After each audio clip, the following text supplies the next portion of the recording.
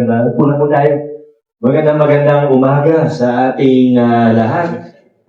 Ginagagalak ko po na makasama kayo sa isang espesyal na araw sa inyong mga buhay as you take another step into this noble profession that you have chosen. Hindi ko na po isa-isahin yung mga kasama kong panauhin sa stage. Alam ko sawa na po sila sa akin at lagi naman po kaming magkakasama. Pero syempre kailangan ko batiin yung bisita po natin, representative po natin from the Philippine Nurses Association. Ma'am, maraming salamat po. Thank you for taking the time to be with us here this morning.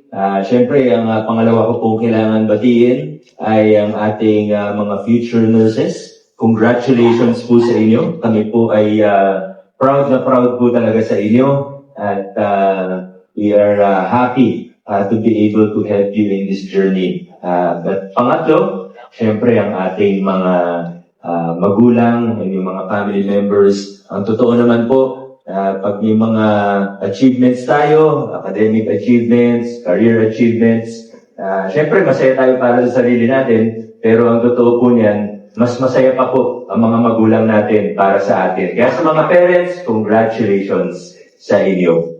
Kayo talaga yung unang dapat pinapag-congratulate natin. Gaya po ng sabi ko kanina, masaya po kami. Ako bilang inyong mayor, I'm sure si Councilor Simon din, si Congressman Roman, nakasalubong ko po kanina.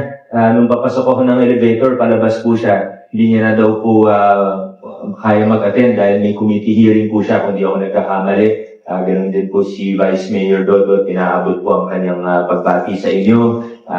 Kasama po ng ating Board of Regents, ng ating City Council. Gaya po na sabi ko kanina, masaya po kami na maging bahagi ng inyong mga buhay. Kahit sa ganitong paraan, masaya po kami na nakatulong ang ating lokal na pamahalaan sa inyo. Dahil alam nyo, diba, tungo tayo sa buong bansa, tungo tayo sa universal healthcare. At isa po sa nakikita natin at pinakamalaking challenge, marami pong pagsubok, maraming challenge, pero yung isa po talaga sa pinakamahirap para sa ating healthcare system dito sa Pilipinas ay ang kakulangan ng mga healthcare professionals.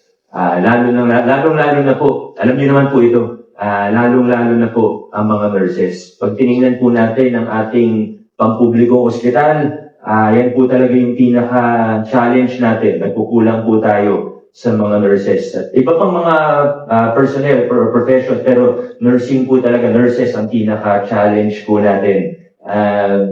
Sa private na hospital, yan din po ang challenge nila. Kasi sa totoo, mas mataas na po ang entry level ngayon sa public kumpara sa private. At ito po talaga yung challenge. Kaya nakikita po natin may mga new breed, may mga new batch tayo ng mga nurses dito sa lungsod ng Pasig. Masaya po kami. At kami, ang trabaho po namin ay magbigay po ng suporta sa inyo. Simulan po natin dun sa issue. Ito, hindi naman po galing, pwede ko po sabihin, pwede ko po ipagmalaki, kundi ipagyabang pa nga. Kasi hindi naman po ito galing sa akin, kundi galing sa taong bayan, galing sa taxpayers, galing sa bawat pasigilyo. Lahat po tayo, kasama ang mga magulang ninyo, kasama ang mga school officials, kasama ang ordinaryong taxpayer ng Pasig, lahat po tayo ay nag-aambagan para po makatulong po sa mga nursing students po natin. Yung tuition po natin dito sa pamantasan, of course, meron din pong konting tulong mula sa national, yung tinatawag po natin na Unifast, na nagkataon po, baka hindi po alam ng iba, yung Unifast law, una pong naisabatas yan, ang may akda po niyan, ay congressman natin sa Pasig. Si Congressman Roman Romulo actually ang author po ng Unifast Law. At ngayon po, sabihin na natin na sa 20 to 30% ng, ikaw lang po tama ba, Doc Reggie, sa 20-30% ng expenses ng ating pamantasan ay nanggagaling po doon sa Unifast. The rest of the 70% or 80% ay galing naman po sa ating lokal na pamahalaan.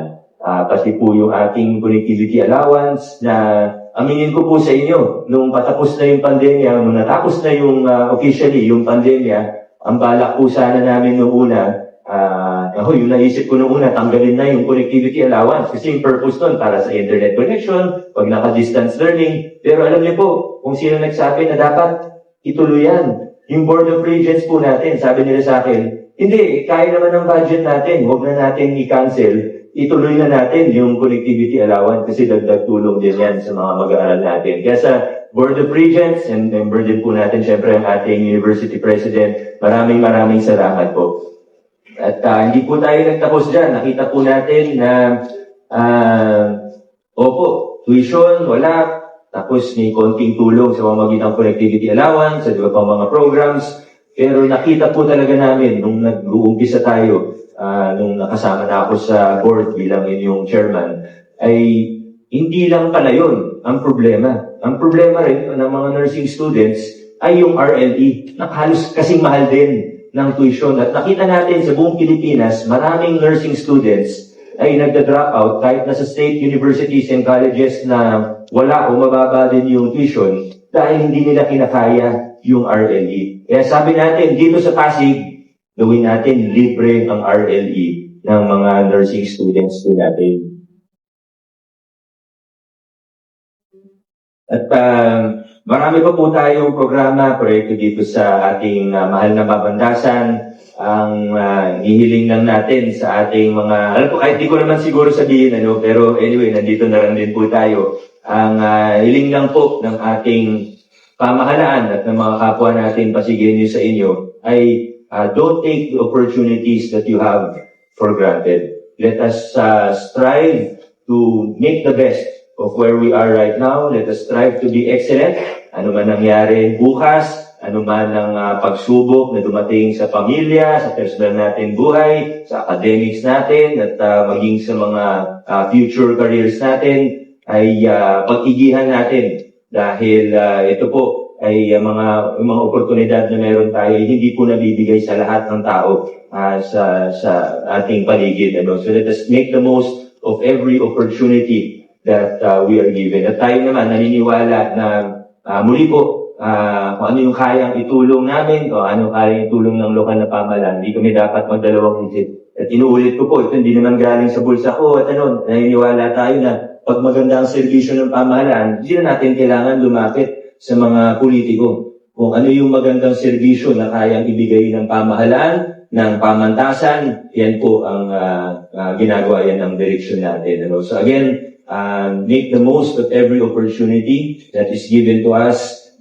Be excellent in what we do. At ngayon pa lang, kino-congratulate ko na kayo sa lahat ng ma-achieve ninyo sa inyong mga career. We are very, very proud of you. Maraming salamat. God bless sa inyong lahat. Thank you very much, Honorable Mayor Soto, for your on-point message to our future nurses and to our dear Pasigueños. Masaya rin po kami na kayo po yung aming mayor. Your words have left us motivated and inspired.